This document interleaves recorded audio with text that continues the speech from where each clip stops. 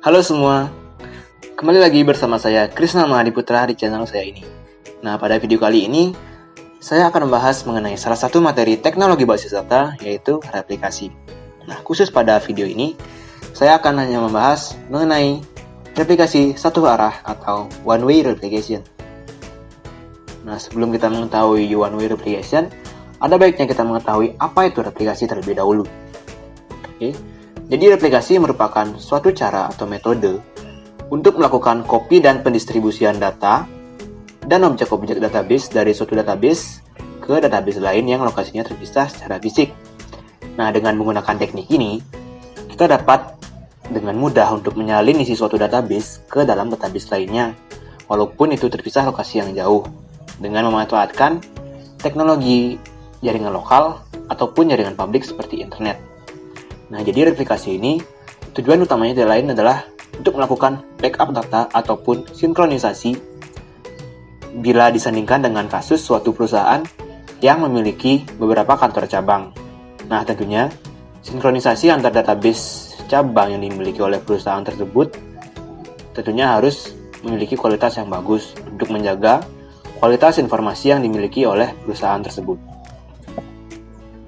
Nah, sekarang di sini replikasi itu terbagi menjadi dua, yaitu replikasi satu arah atau one way replication dan replikasi dua arah atau two way replication. Nah, seperti yang saya bilang tadi, pada video kali ini saya akan secara khusus membahas mengenai replikasi satu arah atau one way replication. Jadi, one way replication dapat juga dikatakan sebagai replikasi master to slave, di mana master to slave ini merupakan suatu cara atau metode atau dengan kata lain replikasi itu sendiri yang sifatnya hanya satu arah. Jadi model replikasi ini bila dikaitkan dengan jenis-jenis komunikasi, ini sama seperti komunikasi simplex, di mana setiap database hanya dapat memainkan satu peran saja, yaitu pengirim hanya sebagai pengirim dan penerima hanya sebagai penerima. Atau dengan kata lain, si penerima tidak bisa mengirimkan informasi ke si pengirim. Nah, untuk ilustrasinya dapat diilustrasikan seperti ini. Itu ada master to slave, di mana satu buah master saya menggunakan Windows 10 dengan IP 192.168.1.1. Dan untuk slave-nya, saya menggunakan Windows 7 dengan IP 192.168.1.10. Nah, sebenarnya kita dapat menggunakan operating system apapun asalkan dia bisa mensupport MySQL dan kita bisa mengonfigurasikannya. Nah, tapi pada video kali ini saya menggunakan Windows 7 untuk mempermudah konfigurasi karena di sini saya menggunakan virtual machine. Lalu untuk tahapan konfigurasinya ada 7 tahap secara umum. Yang pertama, kita konfigurasikan dulu file my.ini yang ada pada mesin master atau database master, yaitu Windows 10. Jadi langsung setelah kita konfigurasikan file my.ini, kita konfigurasikan dengan create user atau membuat user pada database master. Nah, tahap yang ketiga, kita berpindah ke database slave atau Windows 7. Di sana kita konfigurasikan file my.ini. Tahap yang keempat, kita kembali ke database master.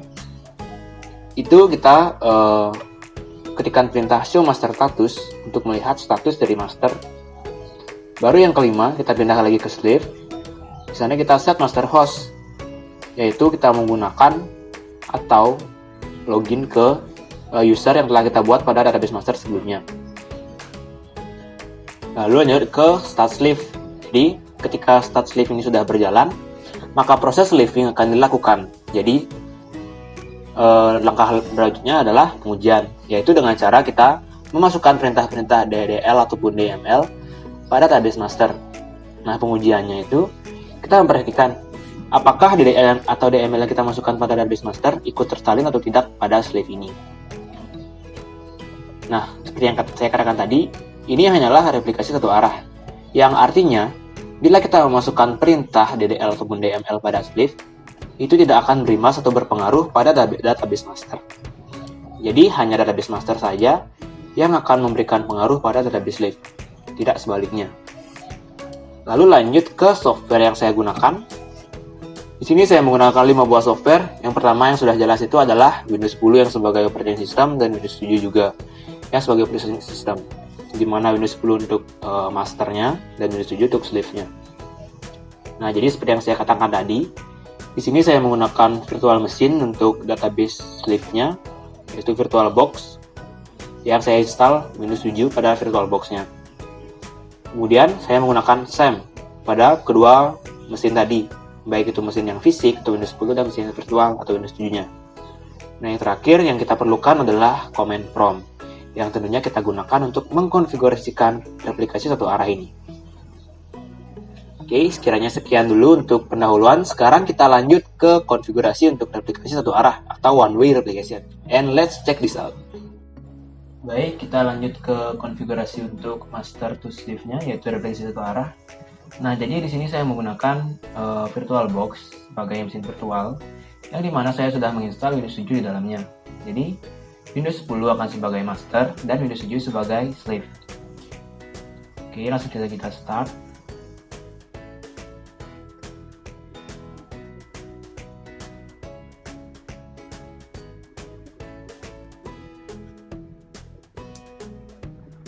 Mesin Windows 7 sudah hidup. Jadi, yang pertama yang harus kita lakukan adalah dengan mengatur IP baik pada Windows 10 maupun Windows 7. Jadi, kita mulai saja dari Windows 10 terlebih dahulu. Nah, pengaturan IP ini fungsinya untuk membuat agar Windows 7 dan Windows 10 dapat berkomunikasi dan dapat terhubung lah istilahnya. Jadi, kita pilih adapter VirtualBox Host Only Network.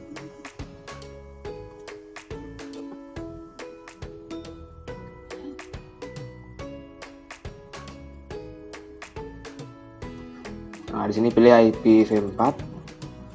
Kemudian untuk IP-nya kita berikan 192.168.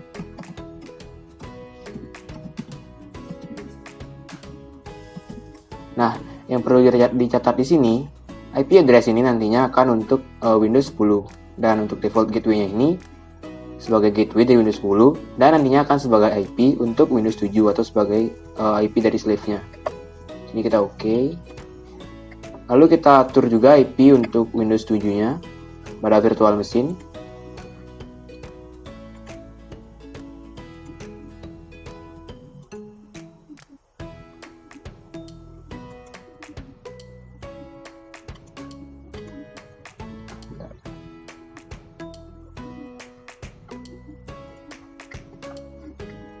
Lalu kita atur juga IP-nya pada virtual machine Windows 7 ini.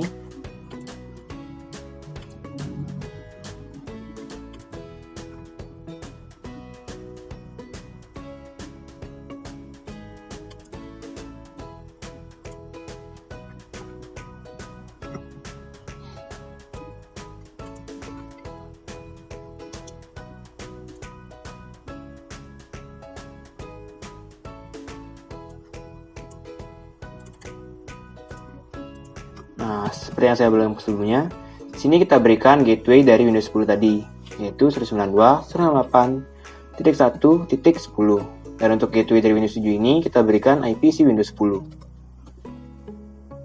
Nah, jadi ini selayaknya konsep peer-to-peer. Oke, kita save, lalu kita tunggu. Dan sini sudah terhubung. Kita sekarang coba untuk melakukan ping untuk menguji apakah kedua mesin yaitu Windows 10 dan Windows 7 sudah terhubung atau belum.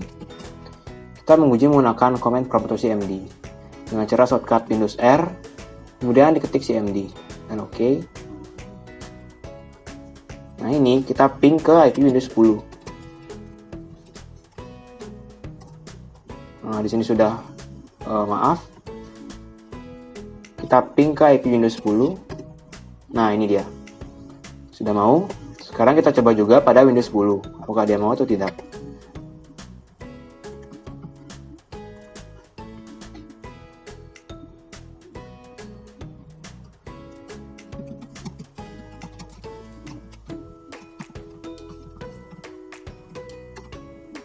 Nah, di sini sudah mau juga. Nah, jadi Windows 10 dan Windows 7 sekarang sudah terhubung. Untuk langkah selanjutnya, kita konfigurasikan file my.ini yang ada pada master atau Windows 10-nya. Kita cari di bagian C. Itu ada pada directory atau folder SAM, pada directory folder MySQL, dan bin. Di sini kita cari file yang namanya my.ini atau my. Nah, ini dia. Nah, lalu di mana yang kita atur? Nah, untuk pengaturannya kita mengatur pada bagian bawah MySQL ID yang ada dalam kurung siku, yaitu ini. Untuk perintahnya kita berikan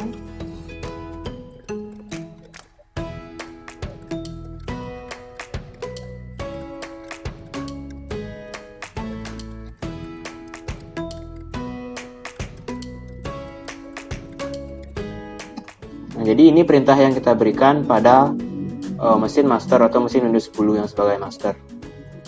Lalu, apa sih arti dari masing-masing perintah ini? Nah, mari saya jelaskan. Untuk log -bin sama dengan MySQL -bin ini artinya kita mengaktifkan file log pada master. Nah, jadi file log ini fungsinya untuk merekam semua sintaks yang kita masukkan pada database, sehingga akan direkam pada file namanya log. Nah, lalu, hasil rekaman tersebut nantinya akan dieksekusi oleh sleeve, sehingga replikasi bisa terjadi, yaitu si sleeve akan langsung menyalin perintah yang ada file log tersebut untuk langsung dijalankan pada server database yang sebagai sleeve. Kemudian untuk server ID ini kita set 1.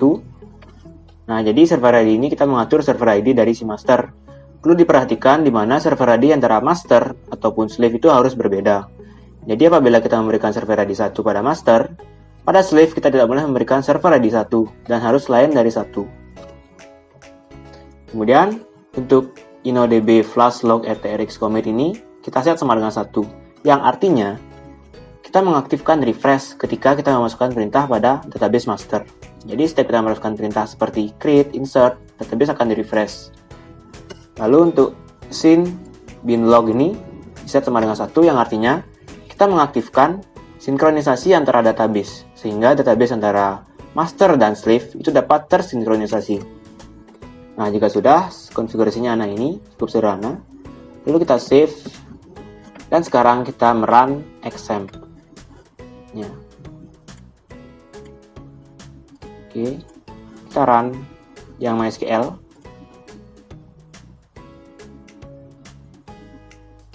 Nah, di sini sudah terhubung. Baru sekarang kita mengkonfigurasikan pada bagian CMD-nya, yaitu membuat user yang akan digunakan pada slave nantinya. Pertama-tama kita harus masuk dulu ke directory sam/mysql/bin.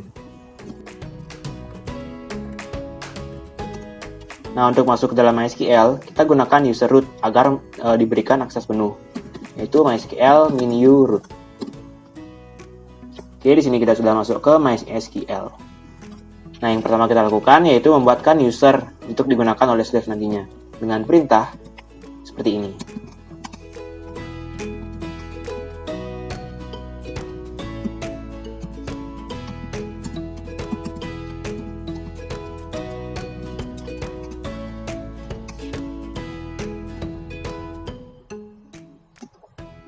Nah, di sini sudah berhasil kita membuatkan user. Nah, jadi kita membuat user dengan nama Maha. Lalu untuk identified by itu merupakan password dari user, yaitu password dari Maha adalah 11101. Kemudian tahap selanjutnya kita berikan akses penuh kepada user ini, sehingga si slave nantinya bisa menggunakannya. Perintahnya itu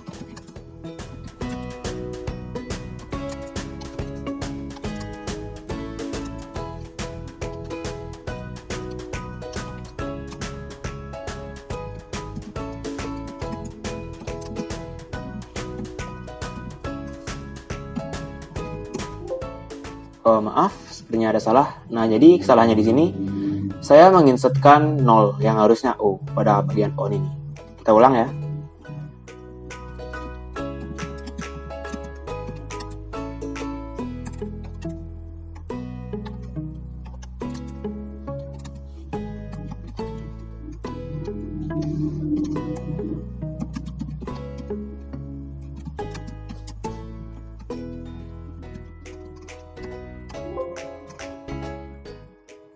Oh maaf, sepertinya kelebihan S. Nah oke, ini pertanyaan benar, yaitu grant all on bintang titik bintang itu artinya database. Jadi kita memberikan semua akses database all ini. Jadi kalau kita ganti select, maka hanya akses select yang diberikan.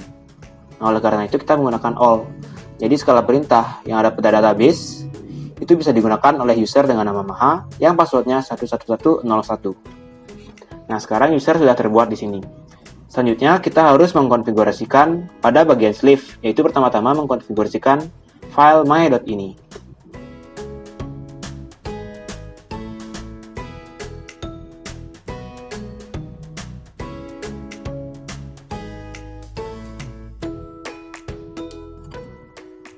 Oke, di sini sama seperti tadi, di mana kita akan mengkonfigurasikan atau memberi sintaks konfigurasi di bawah MySQL yang ada di dalam kurung siku ini. Nah, jadi pada sleeve ini konfigurasinya sangat-sangat mudah dibandingkan yang tadi, yaitu kita hanya tinggal memberikan server ID. Karena ini hanya replikasi satu arah. Jadi, seperti yang saya katakan sebelumnya, di mana untuk server ID antara master ataupun sleeve itu harus berbeda. Jadi kalau dia sama, dia akan error. Oke, kita save. Sekarang kita jalankan SAM.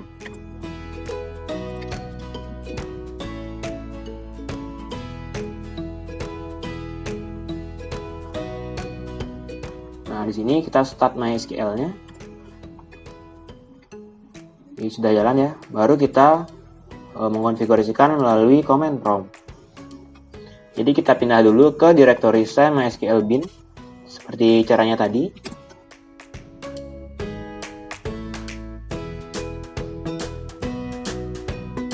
Jadi yang pertama kita lakukan di sini ialah dengan men-set master host. Namun sebelum kita untuk set master hostnya, kita harus mengetahui posisi dari file dan juga nama file. Yaitu kita dengan cara show master status dulu pada Windows 10 yang sebagai database master.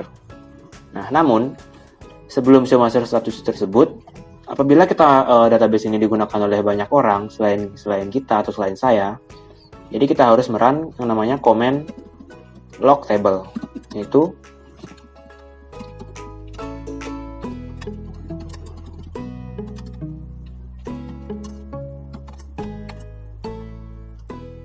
jadi sintaks flush tables with read log ini fungsinya untuk mengunci semua table yang ada pada database. Jadi seandainya nanti ada user yang login ke database ini, dia tidak akan bisa mengotak-atik database kita. Nah, ini dengan tujuan agar master status ini tidak berubah, khususnya di bagian position ini.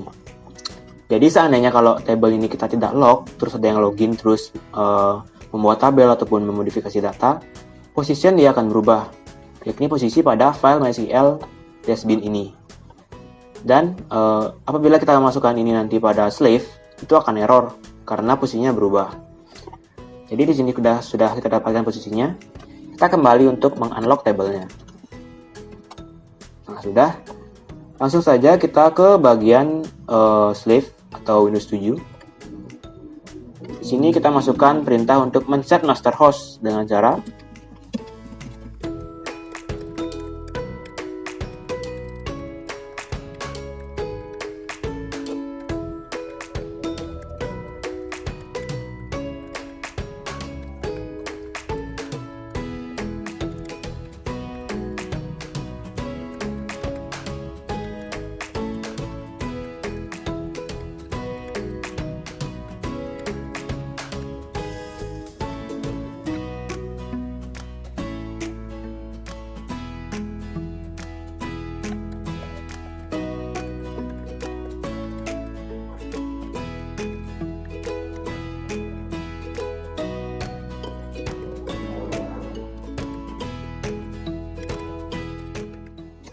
Oke, jadi inilah caranya untuk men-set master host pada slave.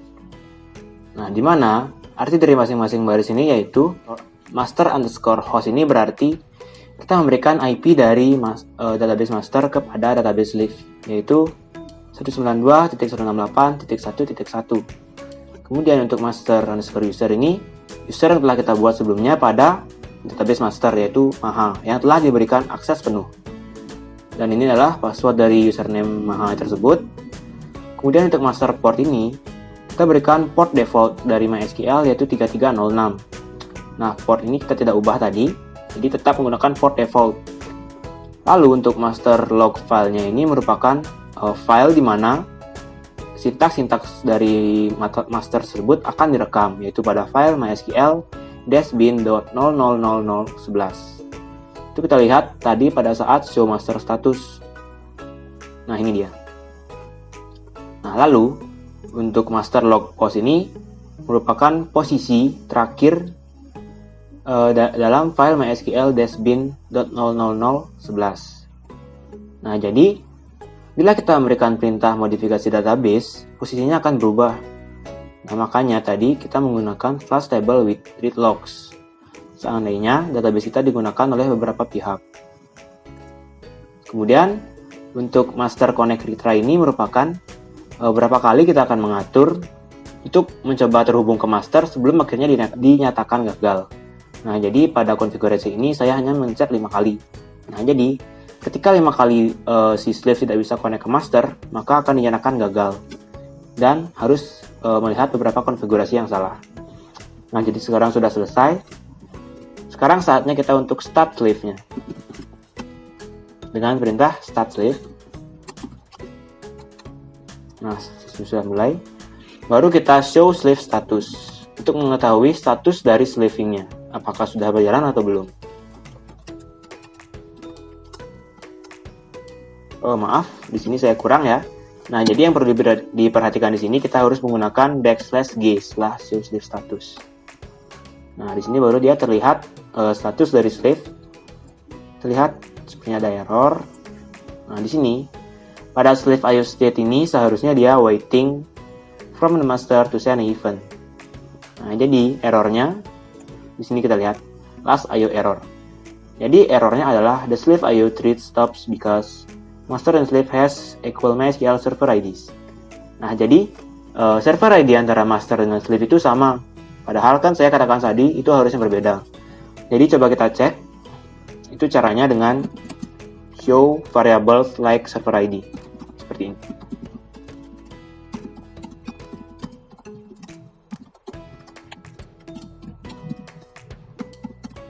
Nah, di sini untuk server ID si slave itu bernilai 1. Coba kita lihat pada bagian master.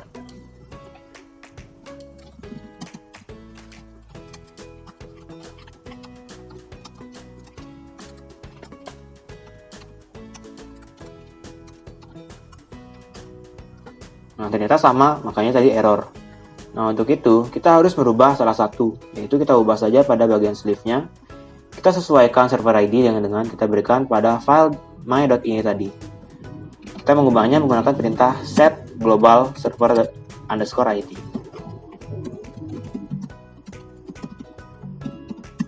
Kita berikan 10 sesuai pada file my.ini. Oke, di sini sudah. Sekarang kita harus men-stop sleeve-nya terlebih dahulu untuk merestart. Baru kita start kembali sleeve-nya. Oke, baru kita lanjutkan untuk melihat status dari slave. Jangan lupa memberikan \g dan g-nya harus g besar. Oke, di sini error sudah tidak ada. Kita lihat pada bagian slave IO state. Nah, ini dia. Jadi, slave IO state itu harusnya waiting for master to send the event. Nah, dengan status ini, barulah proses slaving bisa berjalan. Lalu kita uji saja. Jadi kita pindah ke bagian master. Kita coba dengan membuat database baru. Oh iya, kita lihat dulu ya database yang ada pada slave sebelumnya. Nah, di sini hanya ada beberapa database. Lalu kita coba untuk membuat database baru.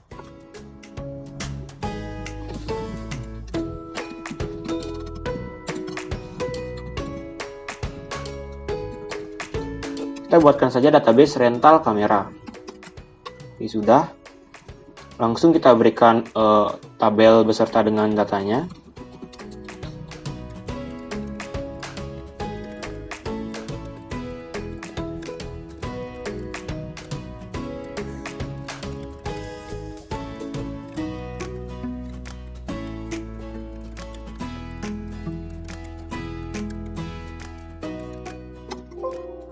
Maaf, sepertinya ada salah di sini.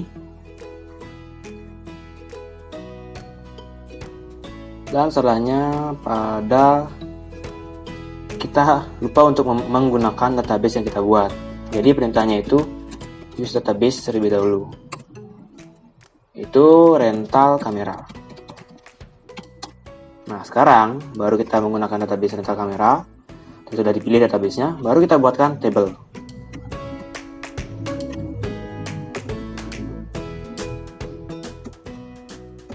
Ini ada kesalahan lagi ya, kita ulang saja. Nah, sudah berhasil kita membuat tabel adminnya. Sekarang kita cek tabel tersebut untuk bagian atributnya. Oke, ini tabel admin. Kita cek sekarang pada bagian sleeve.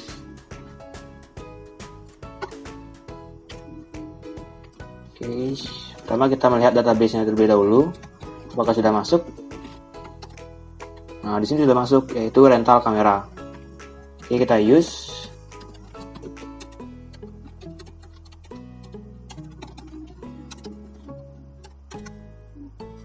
Dan kita show tablesnya. Dan berhasil, itu hanya ada tabel admin. Dan coba kita lihat tabel admin tersebut untuk atributnya. Nah, kita bandingkan sekarang ya. Kita coba bandingkan antara tabel admin tersebut antara master dengan sleeve. Lihat dari field itu ada admin ID bertipe integer yang di set tidak boleh null. Kemudian untuk key-nya merupakan primary key. Lalu dia bersifat auto increment, dan pada admin name juga sudah sama. Sudah sama antar master dengan sleeve. Nah, jadi sebenarnya ini sudah membuktikan bahwa konfigurasi master to sleeve atau replikasi satu arah sudah berhasil. Nah, untuk pengujian lanjutnya kita coba saja untuk menambahkan data pada bagian master. Harusnya dia akan langsung masuk ke database sleeve.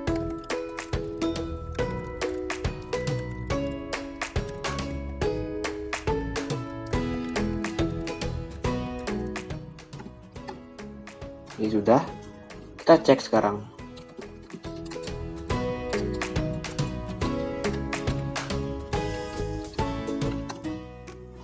Nah, sudah masuk. Lalu kita cek pada sleeve-nya.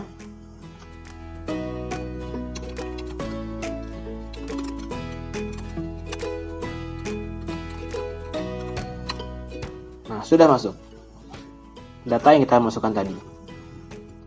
Lalu, bagaimana bila kita menambahkan data dari sleeve? Apakah dia akan masuk ke tabel atau database master? Kita coba.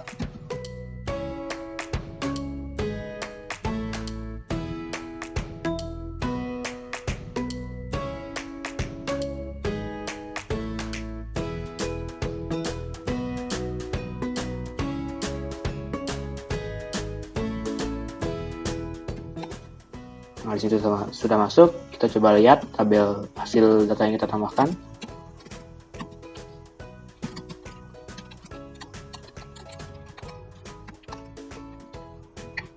Nah, pada sleeve itu sudah masuk.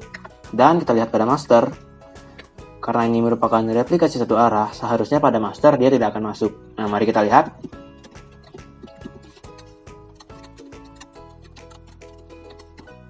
Dan benar.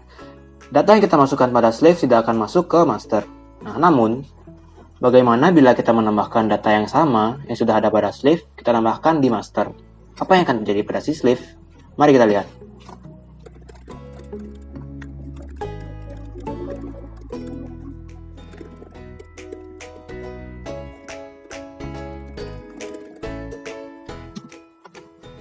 Nah, kita lihat ya.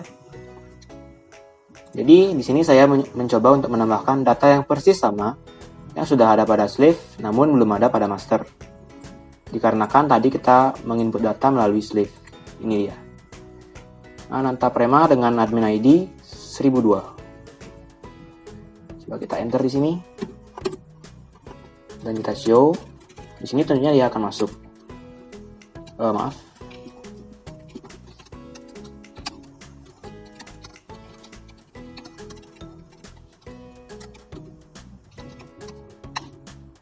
Kita masuk, kita lihat pada bagian sleeve-nya.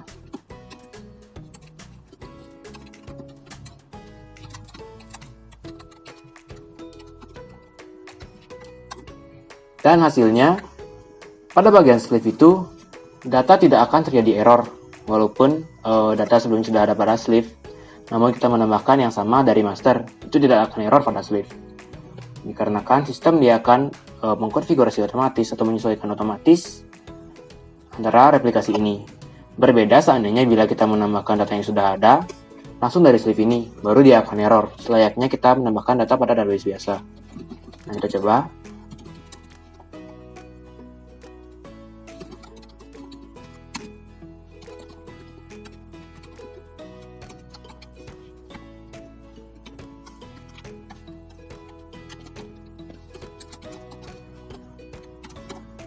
Nah, ini dia akan error seperti ini dan duplicate.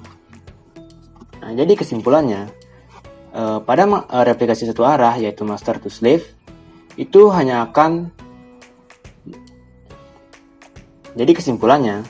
replikasi satu arah atau master to slave ini hanya akan terjadi penambahan data pada slave yang apabila kita menambahkan atau memodifikasi database dari master itu akan terekam secara otomatis pada slave. Namun, bila kita memodifikasi data pada slave, dia tidak akan masuk ke database master, dikarenakan hanya satu arah. Dan untuk penambahan data, bila pada slave itu sudah ada data, dan pada master kita menambahkan data yang sama yang sudah ada pada slave, itu tidak akan terjadi error, asalkan pada master belum ada data tersebut, walaupun pada slave sudah ada, seperti yang saya lakukan sebelumnya ini. Nah, jadi, sekiranya sekian video dari saya mengenai replikasi satu arah, yaitu master to slave. Saya mohon maaf apabila terdapat kesalahan kata ataupun kekeliruan saat mengkonfigurasi tadi. Dan akhir kata, saya tutup dengan terima kasih.